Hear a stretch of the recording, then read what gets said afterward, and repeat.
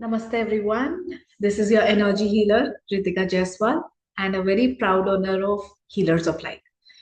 So I welcome you all back again in the chapter 2 of the book study of Autobiography of a Yogi. So in day 1, that means in chapter 1 जो था वो काफी थोड़ा बड़ा था. So we divided it in 2 days. So in that we came to know more about Mukunda Lal. That means his younger version.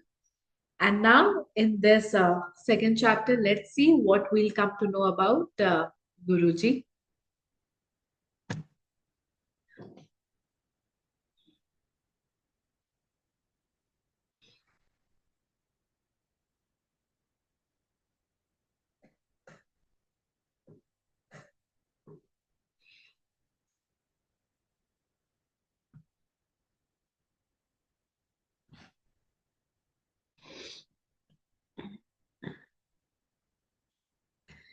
Yeah.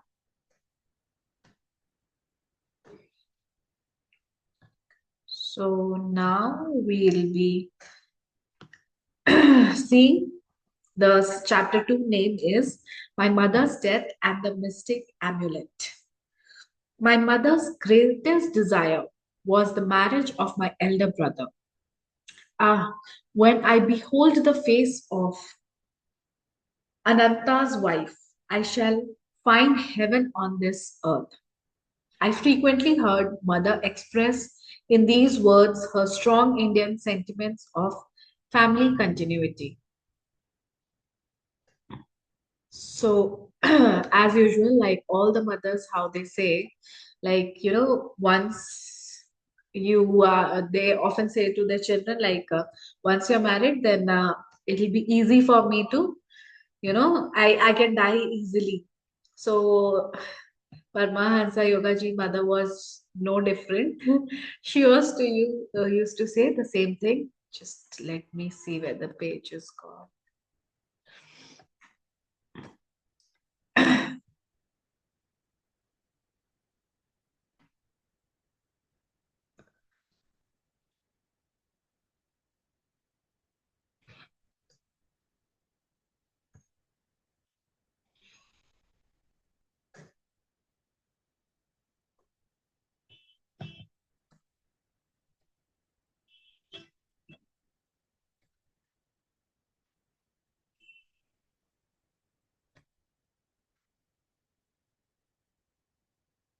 Yeah.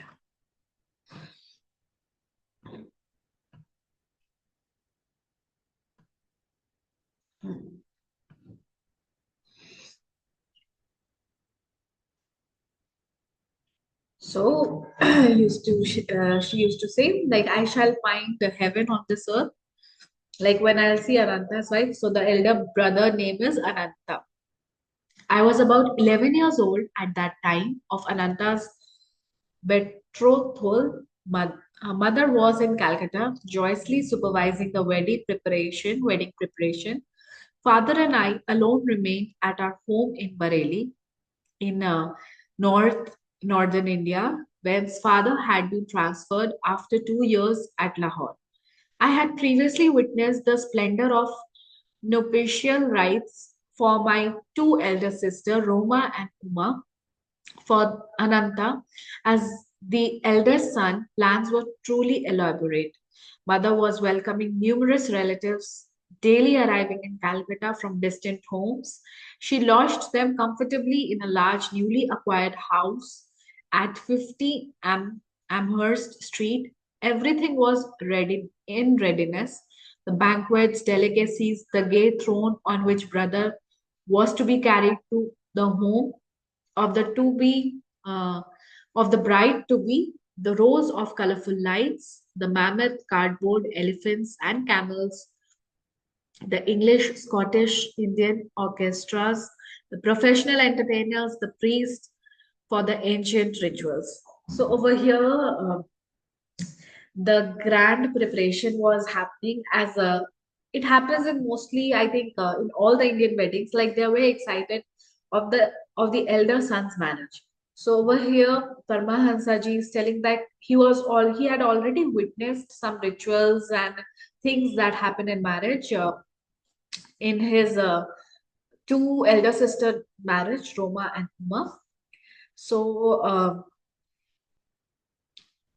and he's describing everything how the preparations were having and everything like a lot of delicacies were made. House was all colorful, and guests were coming. Like those who lived in distant areas, they were coming, and then they acquired a new house in 50 Amherst Street. Father and I, in gala spirit, were planning to join the family in time for the ceremony. Shortly before the great day, however, I had an ominous vision. So we can see with this all these description, like since very young age, Paramahansa Yogananda ji always had this, that something special, something different about him. He had these visions, and we had seen in this chapter one that the incident he had with his sister Uma about that boil. He said, like, your boil will be twice what it is current. And then he also said that he'll also get a boil which got operated and it still has a scar on his hand. So that uh, whatever he used to think or what vision he used to get. So his in this entire book, you'll get that glimpse of he was different. He was really a powerful yogi. Father and I had I had an ominous vision. It was in Bareilly on a midnight as I slept beside father on the piazza of our bungalow. I was awakened by a peculiar flutter of the mosquito netting over the bed. The flimsy curtains parted, and I saw the beloved form of my mother. Awaken your father. Her voice was only a whisper. Take the first available train at 4 o'clock this morning and rush to Calcutta if you would see me. The wrath like figure vanished. So we saw like the preparations were having in Calcutta, but Paramahansa Yogananda ji and his father, they were staying in Bareilly. So this vision that he had, that his mother is telling, "Ki you take the first train and then come to Calcutta." Father, mother is dying, he said to his father. Terror in my tone aroused him instantly. I sobbed out the fatal tidings. Never mind that hallucination of yours. Father gave his characteristics negation to a new situation. Your mother is an excellent, your mother is in excellent health. If we get any bad news, we shall leave tomorrow. So he said his father, like mother is dying. So he said, I think you're just hallucinating, maybe because you're far away from your mother, so that's why you are thinking about her. You're seeing her. She's in excellent health. Yeah, and he said if anything such like anything like this happens, so then they leave. You shall never forgive yourself for not starting now. Anguish caused me to add bitterly, nor shall I ever forgive you. So when people have intuition, they have visions, and on physical ground, when things are not happening, but they have this vision like something has happened, yeah, is about to happen, and people around you who are not that intuitive don't believe you, and then this voice comes like, you'll regret if you're not listening to me. You might have seen very intuitive people when you talk to them, or like healers, spiritual gurus, they have an idea what's about to happen. So over here he said it his father that if you'll not listen to me, then I shall never forgive you. The melancholy morning came with explicit words: "Mother dangerously ill, marriage postponed, come at once." Father and I left distractedly. One of my uncles met us at en route at transfer point, a train thundered towards us, looming with telescopic increase. From my inner turmoil, an abrupt determination arose to hurl myself on the railroad tracks. Already bereft, I felt of my mother. I could not endure a word suddenly, barren to the bone. I loved mother as my dearest friend on earth. Her solacing black eyes had been my surest refuge in the trifling tragedies of childhood. So, while they were leaving, he's talking about his inner state. He was in this, he was very in great turmoil inside. A lot of things were coming inside him because his mother was very dearest to him. She was a great friend to him, and like mostly how child and mother relationship is there, but over here he has already mentioned she was a lady filled with love. So next he said, does she yet live? I stopped for one last question to my uncle. So one of the relative came in the transfer point in one of the stations. So he asked question, does she yet live? I stopped for one last uh, to my uncle. He was asking, is she alive? I think there's only one picture given over here, but in the book you can see there are two pictures of father and mother. It'll be nice if you if you have this book, you keep it to yourself because I'm seeing this PDF as well as comparing it with the book. Of course, she's alive. He was not slow to interpret the desperation in my face, but I scarcely believe him. So he asked, "Okay, is she alive?" But he did not believe his uncle. He said that she's alive. When we reached our Calcutta home, it was only to confront the stunning mystery of death. I collapsed into an almost lifeless state. Years passed before any reconciliation entered my heart. Storming the very gates of heaven, my cries at last summoned the Divine Mother. Her words brought final healing to my suppurating wounds. So over here, he's saying that when he came to know that she's no more, it was like he became lifeless. And he said her words brought final healing to my suppurating wounds. Means whatever uh, Paramahansa Yogananda ji was going through, his connection, his bond to his mother was very extraordinary. It is I who have watched over thee life after life in tenderness of many mothers. See in my gaze the two black eyes, the lost beautiful eyes thou seekest. So now when the mother died, he was looking for divine mother. And now from here onwards, you will come across a lot of time divine mother, divine father. So divine mother, it is the energy, feminine energy, divine, spiritual, feminine energy is addressed as divine mother. So when I've seen a lot of my clients when they don't get that motherly affection or they lack this that nurturing energy from their surrounding or the females around them, then you need to connect to the divine mother. And how to connect to your divine mother? You need to worship female deities.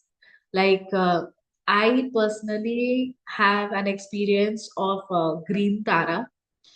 You'll get so much nurturing energy from green tara. She's a goddess, I think uh, uh, in Tibet and in Buddhism. She's in Tibet. I've seen some. pictures, and there's chant also of Green Tara. So when you just see the image or when you listen Green Tara chant, you'll feel that nurturing energy. So that nourishment, that motherly energy. So let's continue. It is I who have watched over thee life after life. In the tenderness of my mother, see in my gaze the two black eyes, the lost beautiful eyes thou seekest. Father and I returned to Bareilly soon after the crematory rites for the well beloved. Early every morning, I made a pathetic memory pilgrimage to a large shioli tree which shaded the smooth green gold lawn before our bungalow. In poetical moments, I thought that the white shioli flowers were strewing themselves in a willing devotion over the grassy altar. Mingling tears with the dew, I often observed a strange, otherworldly light emerging from the dawn. Intense pangs of longing for God assailed me. I felt powerfully drawn to the Himalayas. So, very often it happens with us, like when we are quiet, we don't want to think about anything.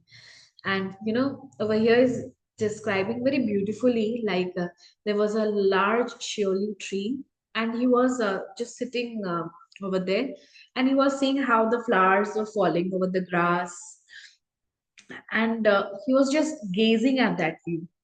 And then suddenly he felt like he need to go to the Himalayas. One of my cousin, fresh from period of travel in the holy hills, visited us in Bareilly. I listened eagerly to his tales about high mountains, abode of yogis and swamis. Let us run away to the Himalayas. My suggestion one day to Dwarka Prasad, the younger son of our landlord in Bareilly, fell an unsympathetic ears fell on unsympathetic ears. He revealed my plan to my elder brother, who had just arrived to see father. I think the elder brother Ananta. Instead of laughing lightly over this impractical scheme of a small boy, Ananta made it a definite point to ridicule me. So one of his cousin used to talk about Himalayas and the hills.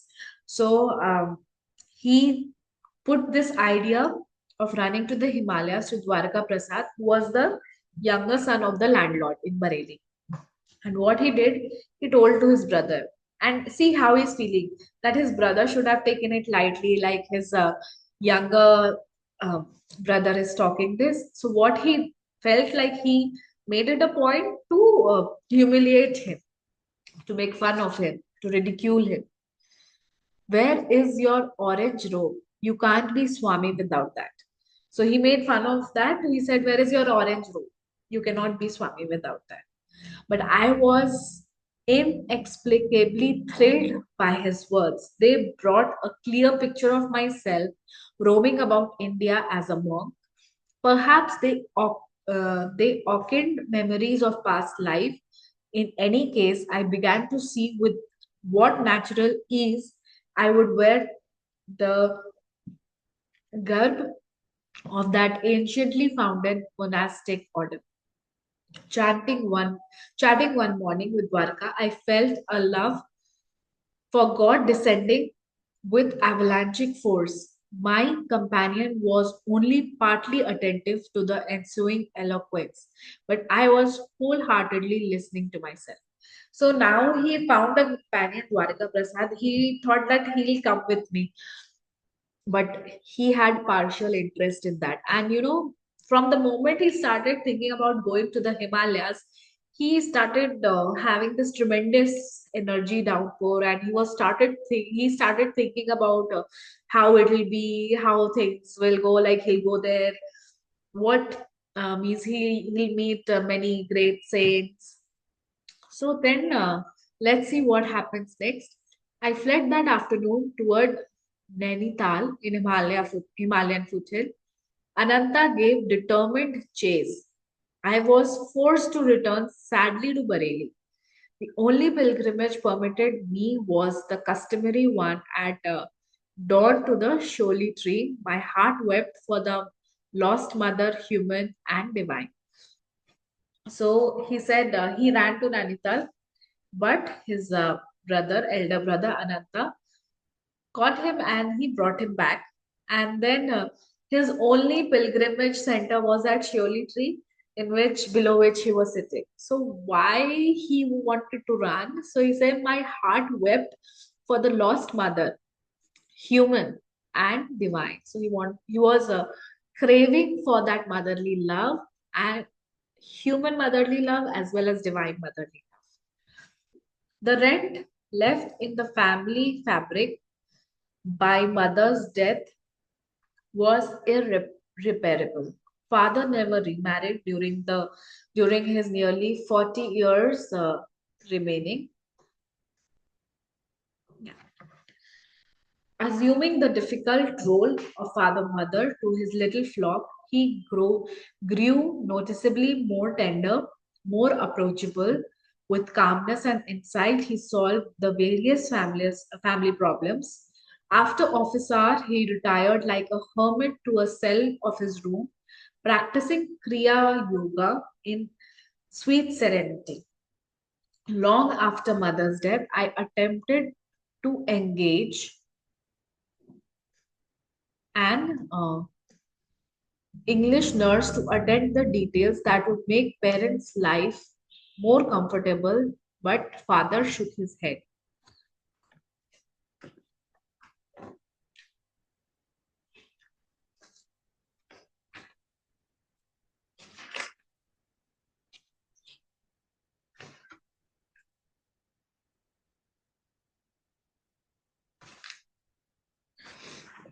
So over here, the mother's loss was irreparable. So what his father used to do when he used to come back from office, he used to go back to his room. He used to practice Kriya Yoga. And long after mother's death, I attempted to engage an English nurse to attend to details that would make parents' life more easy, like to do the household work. Service to me ended with your mother. His eyes were remote with a lifelong devotion. I will not accept ministration from any other woman. So he wanted to get this English nurse who used to, I think, who would have taken care of the house for the food. So his father said, "It this service ended with your mother, and his eyes were remote with a lifelong devotion. I will not accept ministration from any other women."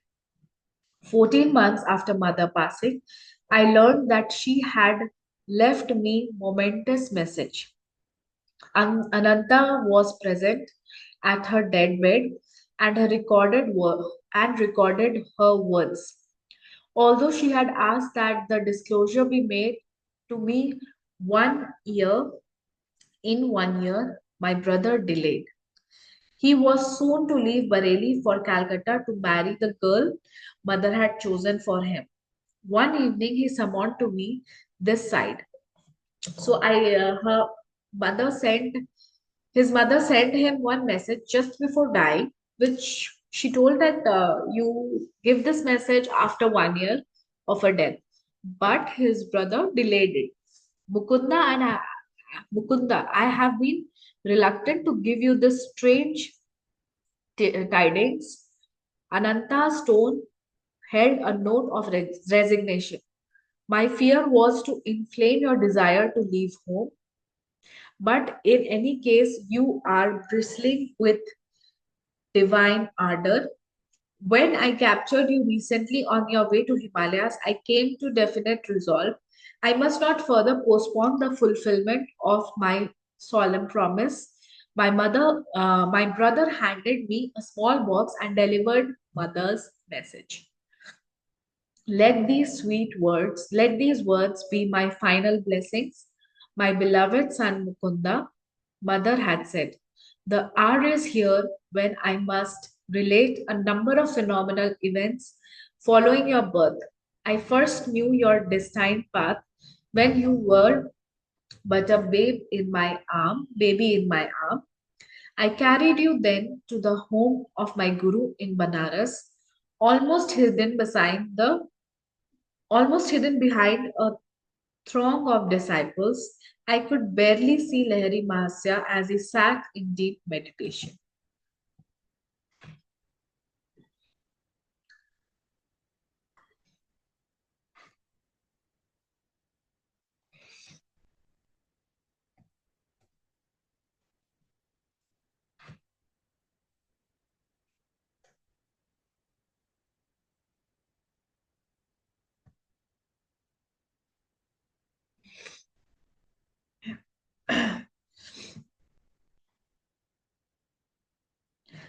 While I patted you, I was praying that the great Guru take notice and bestow a blessing. As my silent devotional demand grew in intensity, he opened his eyes, beckoned me to approach.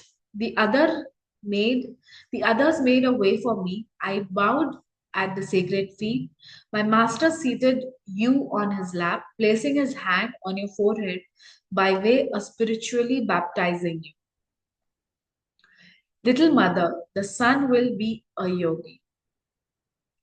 As a spiritual engine, he will carry many souls to God's kingdom. My heart leaped with joy to find my secret prayer granted by omniscient Guru. Shortly before your birth, he had told me you will follow his path. Later, my son, your visions of great light was known to me and your sister Roma. As from the next room, we observed you motionless on the bed. Your little face was illuminated, your voice rang with iron resolve as you spoke of going to Himalaya in quest of divine. In these ways, in these ways, dear son, I came to know that your road lies far from worldly ambitions. The most singular event in my life brought further confirmation, an event which now impels my deathbed message. It was an interview with Sage in Punjab while our family was living in Lahore. One morning, the servant came precipitately into my room. Mistress, a strange sadhu is here. He insisted that he see the mother of Mukunda. These simple words struck profound chord with me. I went at once to greet the visitor, bowing him at his feet. I sensed that before me was a true man of God. Mother, he said, the great master wish you to know that your stay on earth will not be long. Your next illness shall prove to be your last. There was a silence during which I felt no alarm but only vibrations of great peace. Finally, he addressed me again. You are to be custodian of a certain silver amulet. I will I will not give it to you today to demonstrate the truth in my words. The talisman shall materialize in your hands tomorrow as you meditate. On your deathbed, you must instruct your eldest son Ananta to keep the amulet for 1 year and then to hand it over to your second son. Mukunda will understand the meaning of talisman from the great ones. He should receive it about the time he is ready to renounce all worldly hopes and start his vital search for God. When he has retained the amulet for some years, and when it served its purpose, it shall vanish. Even if kept in most secret spot, it shall return whence it came. So this letter is so interesting that his mother has written to him. So she's telling that when she was pregnant, so um, just a second.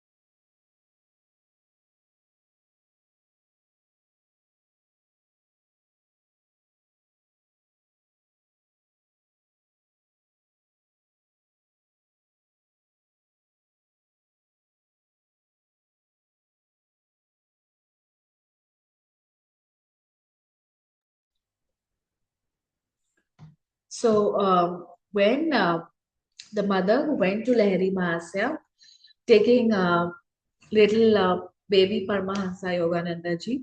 So over there, when Lahiri Mahasya called her, and then she told that, sorry, he told that your son will be a yogi. And then she also mentioned that what he said, she already started seeing that he had this visions of great light. And when he used to sleep, his sister and mother would see him. And then all of a sudden, he started feeling or going to the Himalayas. So she wrote this letter, and she's telling that one more validation to this is that she's going to die, but before going, means before dying, she's writing a letter specifically to him, telling what all is already determined for him. So then she told that she got came one saint from Punjab, one saint.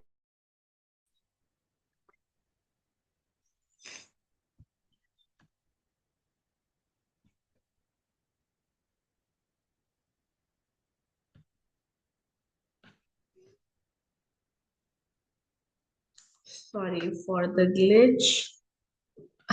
We are here only, chapter 2, and we are talking about that sage in the Punjab.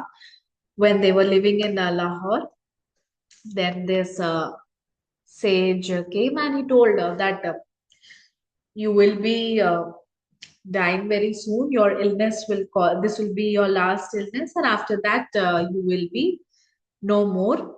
And he told that when tomorrow, when you'll meditate, you'll get this amulet, and you give it after 1 year of your death to your uh, to your younger son Mukunda. It will be Ananta's responsibility to give that talisman to your younger son Mukunda. So he will retain that for some years, and later on, it will be vanished when it has served its purpose. So I preferred. Let's come to this last paragraph. I proffered alms to the saint and bowed before him in great reverence. Not taking the offering, he departed with a blessing. Means whenever some saints used to come, we give as gratitude something like food, money, or anything. But he just left. The next evening, as I sat with folded hands in meditation, a silver amulet materialized between my palms, even as the sadhu has promised. It made itself known by cold, smooth touch. I have jealously guarded it for more than 2 years and now leave it in Ananta's keeping. Do not grieve for me, as I shall have been ushered by my great Guru into the arms of the infinite. Farewell, my child, the cosmic mother will protect you. So, what she told, like she has kept it for 2 years and now she's handing it over to Ananta, that talisman. And now she's telling that the cosmic mother will protect you. You'll come across these words a lot in this book, divine mother, cosmic mother. So these are the energy form of energy name of the energy form, like cosmic mother, the mother who takes care of the entire universe is the cosmic mother. A blaze of illumination came over me with the possession of the amulet. Many dormant memories awakened. The talisman, round and ancient, quaint, was covered with Sanskrit characters. I understood that it came from a teacher of past lives who were invisibly guiding my step. A further significance was there was indeed, but one does not reveal fully the heart of an amulet. So this insight he was having from beginning also, that some saints, some past life saints, guru are already guiding him.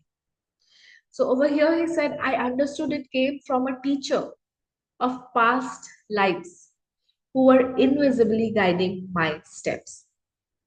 How the talisman finally vanished amidst deeply unhappy circumstances of my life, and how its loss was a hurry of my gain of a guru cannot be told in this chapter. So he's telling like that the talisman vanished means that saint when they were in Lahore came and he said that when it will serve its purpose, it will vanish. So he's saying that it vanished in a very unhappy circumstance of my life. But after it vanished, he had a gain of his guru, which cannot be told in this chapter. But the small boy, thwarted in his attempt to reach the Himalayas, daily traveled far on wings of his amulet. So every day, he used to go to Himalayas, means that amulet was like his wings to go to Himalayas. So over here, there is some meaning of Sanskrit word, Swami, we all know. Then over here, there was one word. In the Indian custom, whereby parents choose the life partner of child, has resisted the blunt assault of time. Then sadhu, all the Hindi words, their meanings are given over here. So this was chapter 2. Very interesting chapter. The most beautiful thing part of this chapter was the letter written by the mother. It was really very nice. So okay, we'll be doing chapter 3 tomorrow, The Saint with Two Bodies.